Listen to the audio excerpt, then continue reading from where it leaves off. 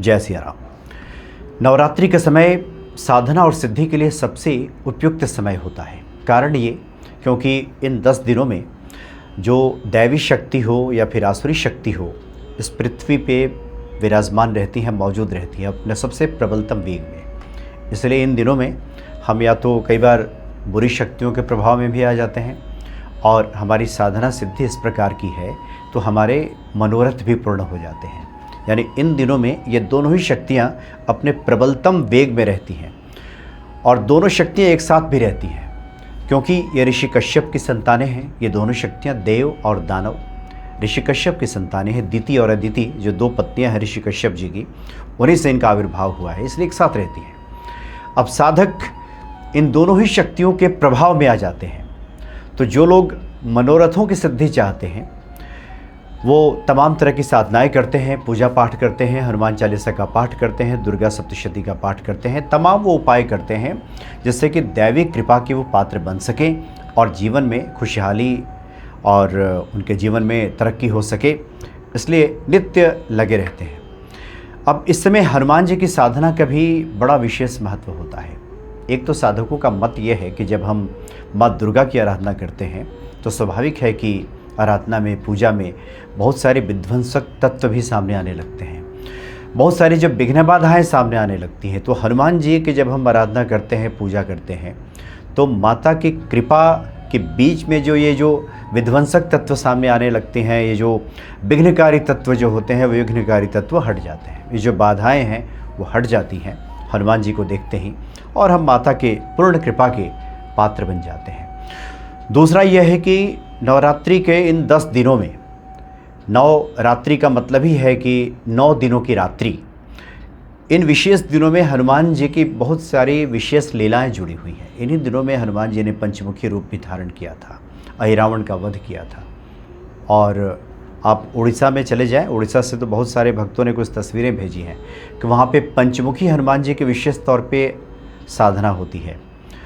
वैसे तो जो पंडाल बनते हैं माँ दुर्गा प्रमुख देवी के रूप में विराजमान रहती हैं, हनुमान जी तो वहाँ विराजते ही हैं, लेकिन बहुत जगहों पे हनुमान जी को ही प्रधान देवता के तौर पे पूजा होती है।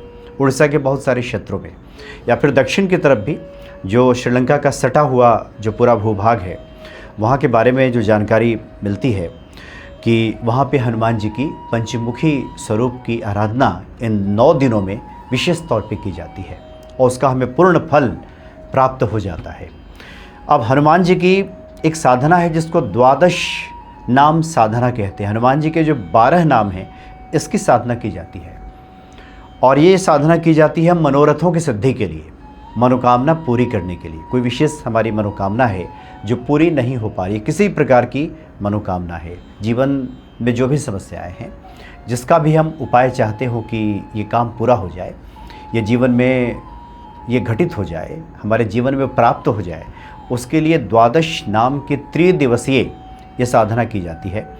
और ये जो साधना है सप्तमी, अष्टमी और नवमी, इन 3 दिनों में विशेष तौर पे की जाती है। वैसे तो किसी भी दिन आप हनुमान जी की आराधना करें इन 9 दिनों में और कोई भी पाठ करें, कोई भी पूजा करें, उनको चोला अर्पित करें, सबका अपना फल प्राप्त हो जाता है। लेकिन जो 12 नाम साधना है इसकी विशेष चर्चा हुई है कि अगर सप्तमी, अष्टमी, नवमी को ये साधना किया जाए तो पहले जान लें कि जो सप्तमी, अष्टमी, नवमी है 28 तारीख को, 28 सितंबर को सप्तमी है, 29 सितंबर को नवमी हो जाएगी और 29 सितंबर को अष्टमी हो जाएगा। लेकिन 29 सितंबर को जो अष्टमी की शुरुआत होगी वो 4:31 दोपहर से 4:31 से चलेगी और फिर 30 सितंबर को 6 मिनट शाम तक, 30 सितंबर को। इसलिए अगर तिथि के हिसाब से देखें तो 3 दिन की जो साधना है आपको करनी है, 28, 29 और 30। लेकिन 30 तारीख को नवमी जो होगी वो संध्या के बाद, इसलिए संध्या के बाद ही पूजा करें तो ज़्यादा अच्छा है। रात्रि में ही पूजा कर लें तो ज़्यादा अच्छा। वैसे कभी भी किया जा सकता है, दिन में भी इसको किया जा सकता है, लेकिन चूँकि अब इसमें नवमी तिथि भी पकड़नी है, उस दिन भी पूजा करनी है, इसलिए नवमी तिथि की जो शुरुआत हो रही है वो 30 सितंबर को 6:06 से संध्या के बाद, इसलिए प्रतिदिन रात में ही करें तो ज़्यादा। 28, 29, 30 सप्तमी, अष्टमी, नवमी इन 3 दिनों में आपको हनुमान जी की विशेष पूजा करनी है, द्वादश नाम की पूजा। इसके लिए जो हमारा घर का मंदिर है, जहाँ देवी माँ को हमने स्थापित किया है, जो हनुमान जी के भक्त हैं, हनुमान जी किसी न किसी रूप में वहाँ तो विराजते ही हैं, तस्वीर रूप में या फिर कोई विग्रह उनका रखा हुआ है। तो उस दिन उनके सामने बैठ जाएं और एक मनोकामना के लिए एक नारियल लेकर के आना है। और वो जो जटा नारियल जिसको कहते हैं, जिसके अंदर पानी होता है, वो लेकर के रखना है हनुमान जी के सामने। और वहाँ पे जब गणेश जी का हम पूजन कर लें, माता रानी की जब आराधना कर लें, उसके बाद हाथ में जल लेकर के जो भी मनोकामना है वो हनुमान जी से कहनी है।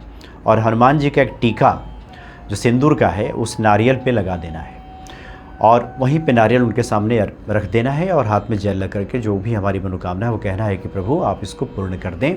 हम आपके द्वादश नाम की जो साधना है इसको हम 3 दिनों के लिए करने जा रहे हैं और हमारी इस मनोकामना को आप पूर्ण कर दें, चूँकि आप सब प्रदान करने वाले हैं। धर्म, अर्थ, काम और मोक्ष आप सब प्रदान करने वाले हैं श्री हनुमान जी, इसलिए आप इसको पूरा कर दें। ऐसा करके वहाँ पे रख दें। आप हनुमान चालीसा का पाठ कर लीजिए और उसके बाद रुद्राक्ष की माला से एक माला द्वादश नाम का करना है। यानी कि हनुमान जी के जब 12 नाम आप कर लेंगे, 12 नाम जब एक बार आप पढ़ लेंगे, उसके बाद मन का एक चलेगा। इस प्रकार से ये जो 12 नाम है 108 बार करना है, एक माला। अब जो हनुमान जी का जो 12 नाम है पता भी है, कई बार हनुमान भक्ति पे इसकी चर्चा हुई है।